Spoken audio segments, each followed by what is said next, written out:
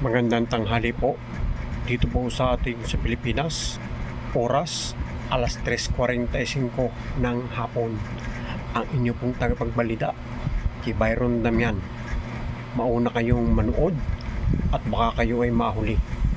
Ang una nating balita, dalawang kalbo nagsabunutan. Isang pilay masugid na tumakbo ng napakabilis. At isang bingi, narinig ang marites ng kapitbahay.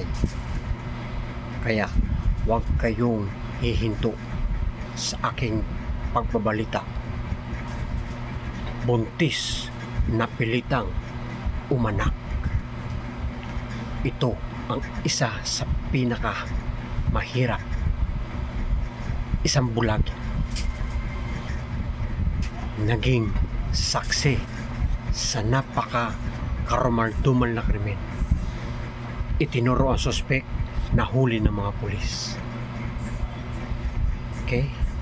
Isang pipi kumanta ng My Love Will See You Truth, naging matagumpay, nanalo sa singing contest. Okay? Ang bagyong Siguring papalapit ng papalapit dito sa Pilipinas, habang ang Pilipinas ay palayo ng palayo. Okay? Sa susunod na aking babalita, makinig at baka kayo ay hindi makarinig. Maraming salamat.